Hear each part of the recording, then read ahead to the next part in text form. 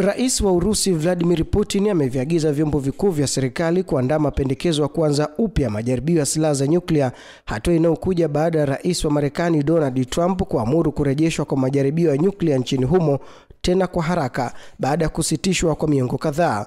Akizungumza katika kikao cha Baraza la Usalama la Taifa, Rais Putin alisema kuwa endapo Marekani au taifa lolote lilosaini mkataba wa kimataifa wa kusitisha majaribio ya nyuklia CTBT litaanza upya majaribio hayo, basi Urusi itawajibika kuchukua hatua za kujibu. Ninaagiza Wizara ya Mambo ya Nje, Wizara ya Ulinzi, vyombo maalum na taasisi za kiraia kufanya tathmini ya kina na kuwasilisha mapendekezo ya hatua za awali, hususan kujiandaa kwa uwezekano wa majaribio ya silaha za nyuklia, alisema Rais Putin. Urusi haijafanya jaribio la nyuklia tangu kuvunjika kwa Umoja wa Kisovieti mwaka 1991.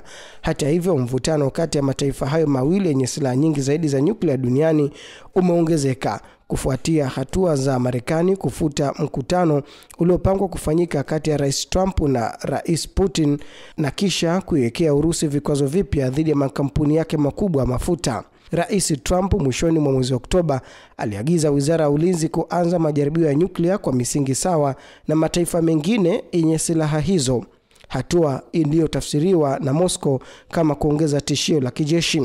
Waziri wa Ulinzi wa Urusi Andriy Belousov ameeleza kuwa hali hiyo inaongeza hatari ya kijeshi dhidi ya Urusi na akasisitiza haja ya kuhakikisha uwezo wa kijeshi wa nyuklia unakuwa tayari kuleta madhara yasiyokubalika kwa mpinzani. Belousov amesema eneo la majaribio ya Yanova Zemlya kaskazini mwa ukanda wa Arctic linaweza kutumika mara endapo Urusi ikiamua kuendelea na hatua majaribio ya silaha za nyuklia. Kwa sasa Moscow na Washington ndio zinazoongoza kwa idadi ya silaha za nyuklia duniani. Makadirio yanaonyesha kwamba Urusi ikiwa na takriban vichwa vya nyuklia 5459 huku Marekani ikiwa na zaidi ya vichwa 5500. Wataalamu wa usalama wa kimataifa wanaonya kuwa kurejea kwa majaribio ya nyuklia kunaweza kuchochea mbio mpya za silaha hizo duniani na kuvuruga juhudi za kudhibiti silaha hizo nzito za uharibifu mkubwa.